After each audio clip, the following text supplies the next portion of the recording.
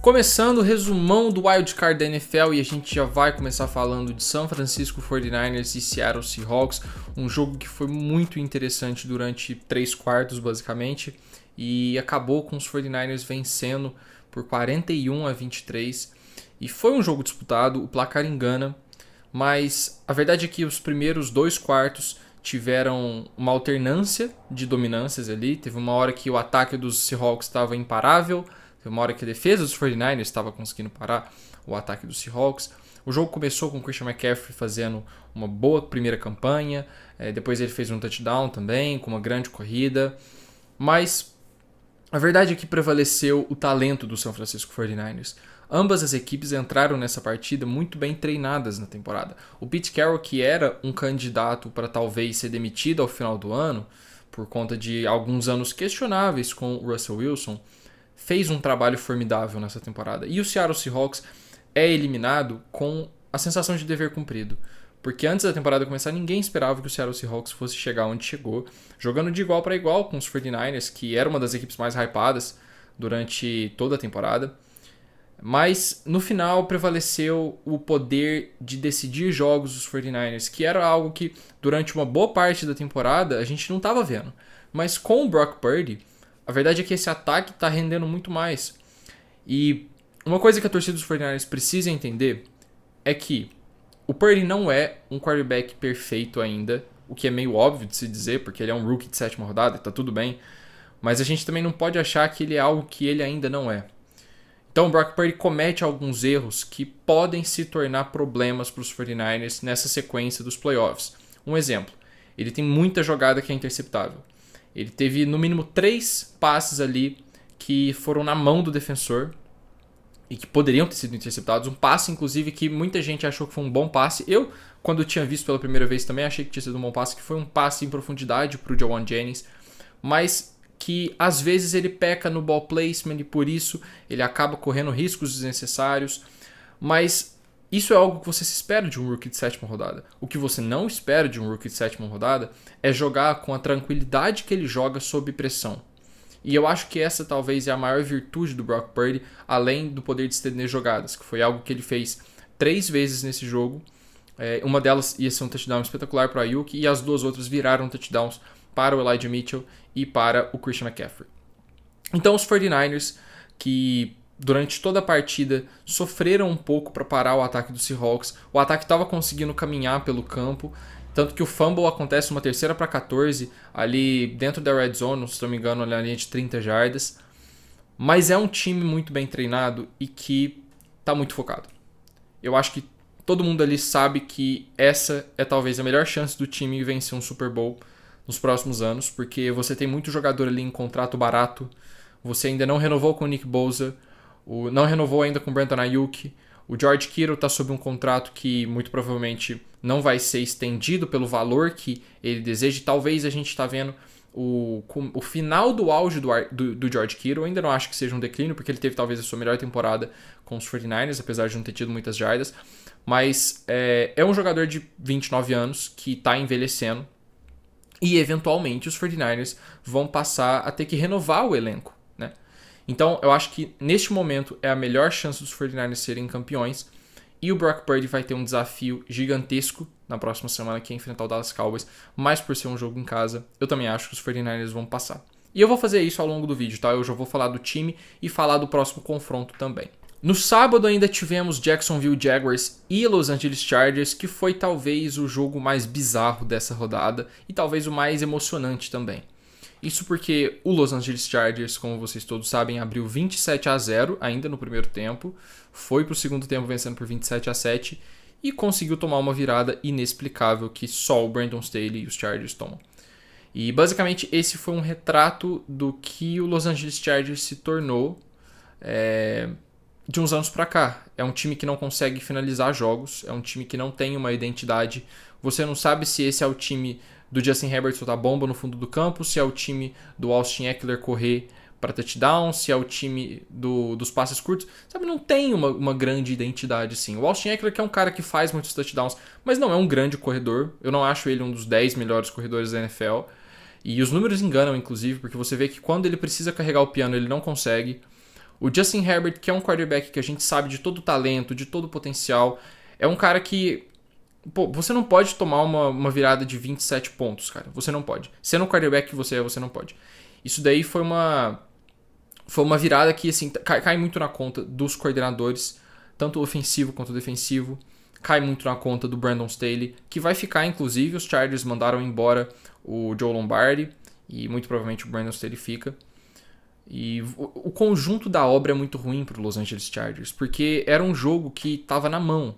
E não é como se também os Chargers tivessem dominado no primeiro tempo. O Trevor Lawrence cometeu 4 interceptações. Teve fumble também dos Jaguars. Os Jaguars se tornaram a primeira equipe a vencer um jogo de playoff com menos 5 de turnover no saldo da partida.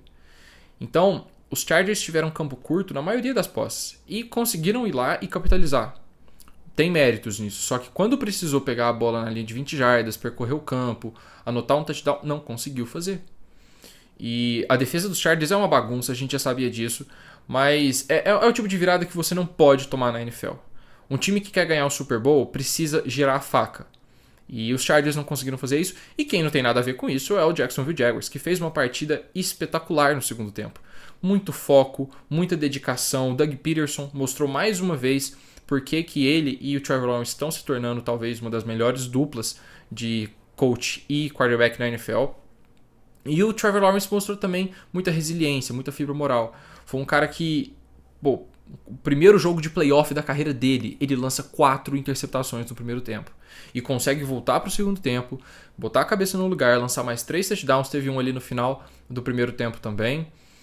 E virar o jogo. Colocou o time ali... Cara, a jogada decisiva dessa partida foi um fake QB sneak que eles fizeram, que eles entregam a bola pro Travis Etienne, que corre ali umas 30 jardas, coloca o time na posição de field goal, e foi numa quarta descida. Então, se eles não convertem aquilo, os Chargers vencem o jogo. Então, assim, é um conjunto de situações que fazem com que o Jacksonville Jaguars estejam no Divisional Round e não o Los Angeles Chargers. É um time mais bem treinado, é um time mais bem focado, que tem uma identidade muito clara. Correr com a bola e deixar o Trevor Lawrence soltar o braço no fundo do campo, que é algo que ele faz muito bem, é algo que ele já fazia bem também no college. Acho que os Jaguars vão passar? Não acho, porque eu acho que agora eles têm um confronto dificílimo contra o Kansas City Chiefs, fora de casa, Patrick Mahomes descansado, e Patrick Mahomes é um cara que perdeu 2 jogos de playoff antes de chegar no Super Bowl, né? E só perdeu pro Joe Burrow e pro Tom Brady, então eu acho que os Jaguars fizeram mais do que eles acreditavam que poderiam fazer, e é um time extremamente perigoso para as próximas temporadas. Vamos falar agora de Buffalo Bills e Miami Dolphins, que foi o jogo que abriu o domingão de Wild Card, e a gente achou que fosse um atropelo. Pode falar que você também achou que os Bills iam passar o carro.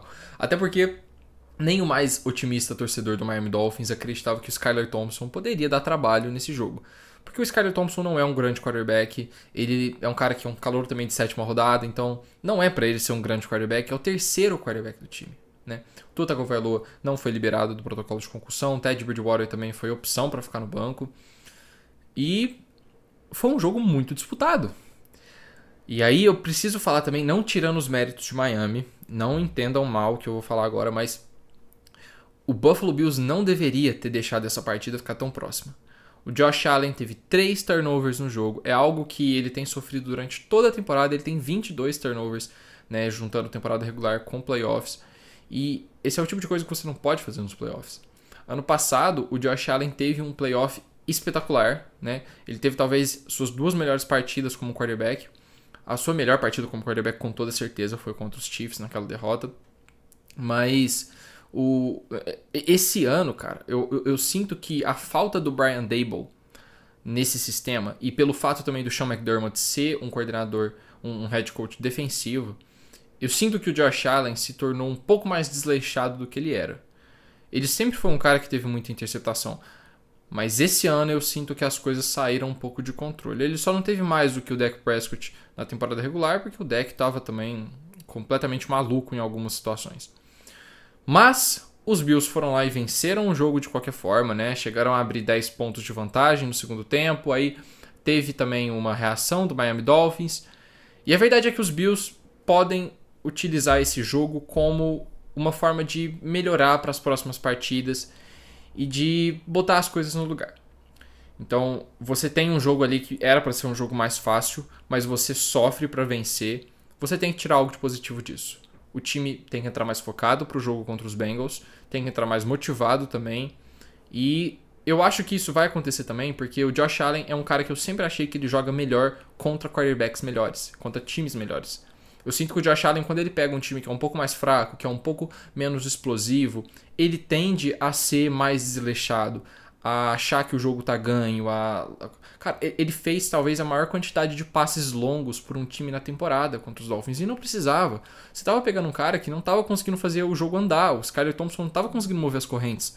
Então, precisava disso, sabe? É um problema aí tanto do Josh Allen quanto do coordenador ofensivo. E sobre o Miami Dolphins, cara, muito azar nessa temporada. Nossa, eu errei, eu errei o artigo toda hora. Vamos lá. Muito azar nessa temporada. Porque você teve durante ali quase que 10 semanas de Tua Tagovailoa. Eu não sei se ele jogou 10 jogos totais, acho que foram 11 ou 12 jogos. Mas enquanto o Tua Tagovailoa jogou, foi um outro time. Foi um time muito mais explosivo, foi um time que estava conseguindo conectar seus wide receivers, estava conseguindo utilizar o Jalen Waddle e o Tyreek Hill como talvez a melhor dupla de wide receivers da NFL. Mas, cara, muito azar, né? Porque o Tua machuca 2 vezes, né? E são 2 lesões complicadas, que são concussões. O Ted Bridgewater entra e não consegue fazer esse time rodar. Foi ridículo o tempo que o Ted Bridgewater jogou com o Miami Dolphins. E aí você precisa jogar com Skyler Thompson, sabe? O Mike McDaniel foi um puta técnico esse ano. Foi um baita primeiro ano, eu acho que, sob o comando dos Dolphins. Mesmo sem o Tua, conseguiu ir para os playoffs num jogo decisivo contra os Jets, que tudo bem que era o Joe Flacco que estava sendo o QB dos Jets. Mas a lição de casa dos Dolphins era chegar nos playoffs, e chegou e deu trabalho pro Buffalo Bills. Né? Foram 3 jogos contra os Bills, uma vitória na semana 3, ou na semana 4, agora eu não lembro. E 2 jogos que foram extremamente pertos. Né? E eu acho que o Mike McDaniel foi melhor do que o Sean McDermott em ambas as partidas que ele perdeu. Então, isso é um sinal de algo que você consegue replicar nas outras partidas. Azar, uma hora muda, sabe? A sorte é algo que não vai estar com o seu time sempre. E também não é algo que a gente consegue prever, sabe? Sorte no esporte não é uma estatística, não é uma intangível, é simplesmente algo que acontece e esse ano o Miami Dolphins faltou com sorte. Acontece. Mas foi uma partida muito interessante, né? E a gente achou que ia ser um atropelo e não foi. Um bom lembrete de que os playoffs não são fáceis. New York Giants e Minnesota Vikings jogaram no segundo horário do domingo e fizeram uma partida também muito emocionante. Principalmente porque o New York Giants venceu esse jogo. E, cara, foi muito legal. Foi muito legal assistir esse Giants jogar. O Anthony Curtis também falou basicamente a mesma coisa que eu vou falar agora. Mas o Daniel Jones deixou de ser um quarterback chato de ver jogar e que por muitas vezes era displicente, desleixado também. Acabava por achar que ele era um quarterback que ele não era. Ano passado ele também teve alguns problemas de hesitar em certos lances, né? Teve isso também em alguns jogos dessa temporada, mas no geral ele se tornou um quarterback muito mais confiante. E ele estava basicamente automático nesse jogo. Ele estava conectando os passes com uma extrema facilidade, estava conseguindo fazer as correntes andarem. Ele e o Brian Daboll talvez são 2 candidatos assim, a se tornarem um dos melhores duos de QB e coach na liga. E eu não digo isso muito em resultado, mas assim em química. Porque eu sinto que o Daniel Jones, quando ele e o Brian Daboll começaram a se entender ali pela semana 3, eu sinto que ele ficou muito mais confiante e muito mais confortável jogando nesse sistema do New York Giants. E quando você tem um quarterback que é limitado em certas ações dentro de campo, você precisa dar ele a um sistema que limite ele também em certos erros que ele possa cometer. E eu sinto que o Daniel Jones hoje é um quarterback que sabe exatamente o que ele é e o que ele não é. Ele sabe que ele é um quarterback que consegue estender jogadas, que consegue correr com a bola também, mas que ele não vai fazer as melhores leituras o tempo inteiro e tal. E o Brian Daboll também faz isso e consegue montar um esquema que deixa o wide receivers que não são bons wide receivers. Os Giants talvez tenham o pior corpo de wide receivers da NFL, tirando ali o Baltimore Ravens, que realmente é uma piada o corpo de recebedores dos Ravens. E ele faz com que a maioria das vezes esses recebedores estejam livres e o Daniel Jones precise apenas conectar passes em janelas totalmente abertas. E não tem nada de errado com isso, sabe? Os 49ers rodam um sistema parecido já desde que o Shanahan chegou. E por isso tantos quarterbacks conseguem ter sucesso nos 49ers. Então eu acho que o New York Giants sai dessa rodada de wildcard como um grande vencedor, não só por ter avançado, mas porque fez uma partida muito segura. A defesa dos Giants cedeu ali 3 touchdowns, poderia ter complicado o jogo, mas também soube parar os Vikings quando precisou. E agora eles vão enfrentar o Philadelphia Eagles. E eu sempre costumo dizer que um time bem treinado enfrentando esses times assim que são seed 1, que folgaram, sempre é um matchup muito desfavorável para o time que folgou. Vou dar um exemplo. Em 2019, o Tennessee Titans foi jogar contra o Baltimore Ravens, que estava descansado também, tinha feito uma temporada regular completamente dominante, também tinha tido 14 vitórias. O Tennessee Titans foi lá e venceu. Por quê?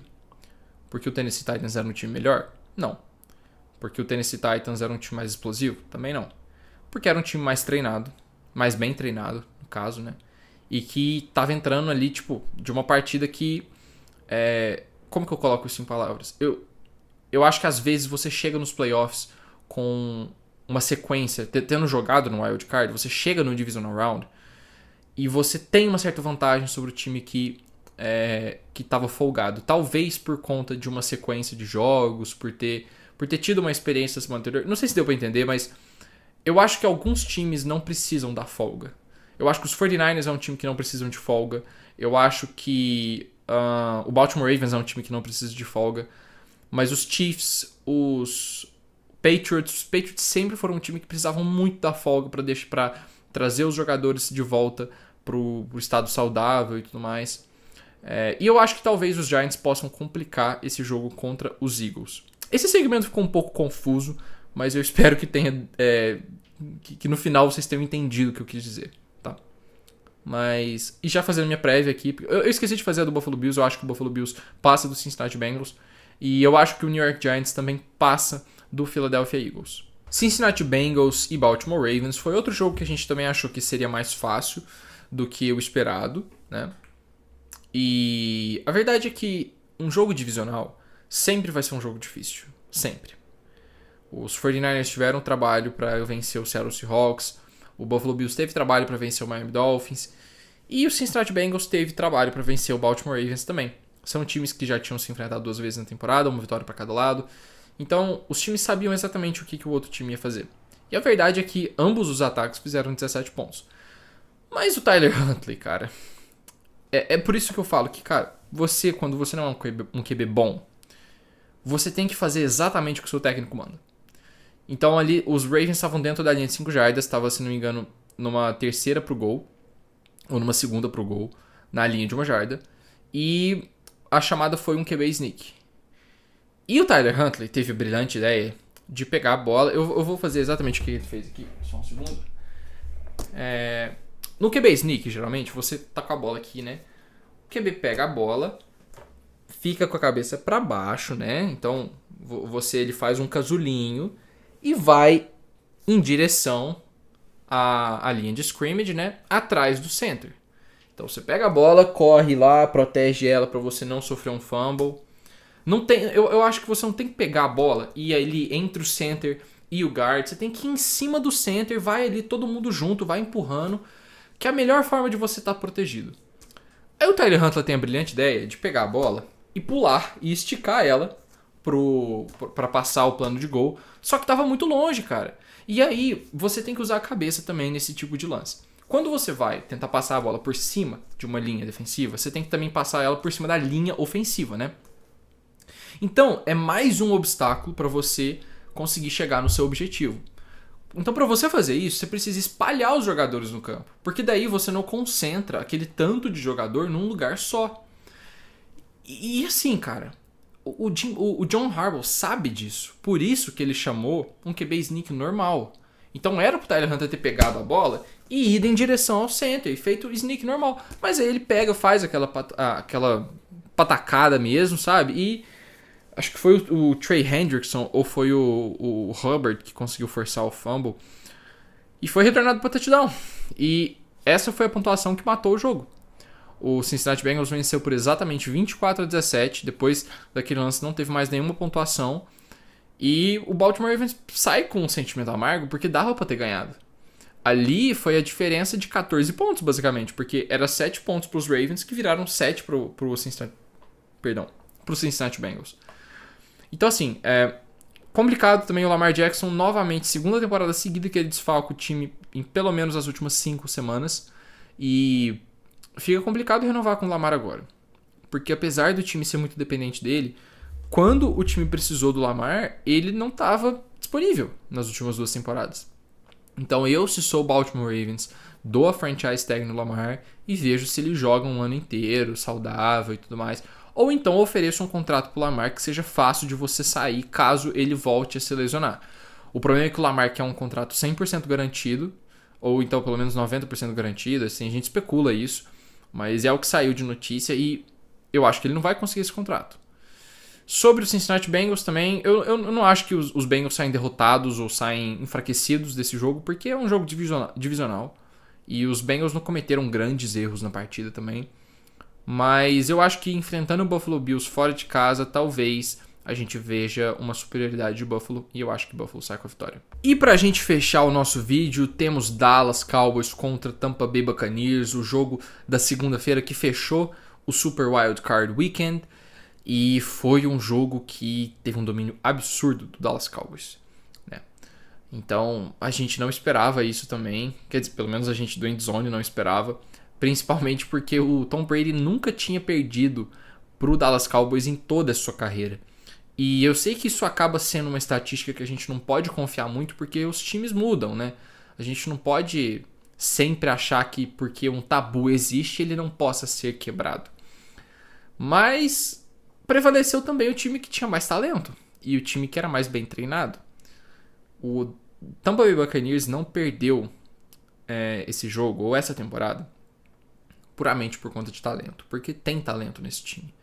Só que a saída do Bruce Arians, a efetivação do Todd Bowles para head coach, eu não consegui entender esses movimentos. O Bruce Arians sabe o que ele quis, mas o Byron Leftwich não é um grande coordenador ofensivo e o time ficou com a sensação de que poderia ter feito mais, sabe? O ataque dos Buccaneers talvez era o menos criativo de toda a NFL, junto talvez com um dos Ravens, do Greg Roman. E o Dallas Cowboys foi lá e soube capitalizar. Uma coisa que eu preciso também falar sobre o Dallas Cowboys é o seguinte. O Dak Prescott é um quarterback que, às vezes, ele se encolhe em jogos grandes, mas ele é um quarterback que tem muito talento. E ele consegue fazer basicamente todos os tipos de passe dentro do campo. Ele tem um braço bom, ele tem uma boa precisão, ele tem uma boa mobilidade para saber estender certas jogadas. E ele tem um passe rápido também. O problema do Dak sempre foi que ele toma decisões meio burras em certos momentos do jogo. Ele tende a sofrer muitos turnovers também. Nesse jogo contra Tampa Bay ele foi perfeito, foi irretocável. Foi talvez uma das melhores partidas do Dak jogando pelos Cowboys. Teve um rating acho que de 143, alguma coisa assim, 143.6 se não me engano. E agora os Cowboys vão enfrentar o San Francisco 49ers em um jogo que pra mim não tem favorito. Apesar dos 49ers estarem numa sequência de vitórias maior, mais longa, né? Desde a semana 4... Semana 4 não. Desde quando o time dava 3-4, não perdeu mais. E isso aconteceu ali, acho que no meio de outubro. Então, mais de 2 meses que o time não perde. Mas é uma rivalidade histórica. É um quarterback calouro de 7ª rodada, jogando num jogo que tem muita história. Que desde a década de 70 já tem jogo de playoffs entre essas duas equipes. Então, eu acho que vai ser um jogaço. Eu ainda acho que São Francisco passa pelo fator casa, mas não espero que nenhum dos times vençam por mais de 10 pontos. Eu acho que vai ser um jogo ali decidido por um touchdown no máximo e que o vencedor vai ser definido ali no último quarto também. Então, não acho que um dos times chega no garbage time, não acho que vai ser pau a pau ali o jogo inteiro. Mas a verdade é que a gente teve um wildcard muito divertido. Todos os jogos ali, exceto talvez Dallas e Tampa, a gente chegou no terceiro quarto sem saber quem venceria. O que é o esperado quando você pretende fazer um sistema de mata-mata que seja disputado. que você não entre no jogo sabendo quem vai vencer. Então eu acho que o torcedor saiu vencendo de qualquer forma. O fã de NFL saiu vencendo, foi um grande final de semana. Deixe aqui nos comentários também se o seu time venceu, se você está empolgado para a rodada divisional. E não se esqueça também de acessar o site da Sport América, que está fazendo também um apoio fenomenal na comunidade brasileira de NFL. E é uma loja que tem muitos produtos de futebol americano, de outros esportes também, mas principalmente de NFL. Tem camiseta, tem boné, tem moletom, tem os capacetinhos também, que é um dos que eu mais gosto. Eu vou pegar o meu aqui também, que é algo que eu sempre gosto de mostrar, mas eu acabo esquecendo porque ele fica aqui numa estante aqui perto. Esses capacetinhos aqui, que servem como uma boa decoração, é um bom souvenir. Eu adoro ter coisa de NFL, tem bastante coisa aqui dos Niners. Mas é basicamente isso. Tem cupom também, Playoffs Endzone, para 10% de desconto. Acessa lá a loja que você também assim ajuda o Endzone. Então, muito obrigado, eu fico por aqui. Na semana que vem, talvez eu vou trazer o Vini para comentar o Divisional Round comigo. Agora que a gente tem menos jogos, a gente consegue desenvolver mais em cima deles. Então, eu vou falar pro Vini pra gente vir aqui, fazer um debatezinho legal sobre os jogos. E a gente também já faz uma prévia da final de conferência, né, que eu acho que é o que todo mundo tá querendo agora, é ver quem que vai pro Super Bowl. Um grande abraço e até a próxima.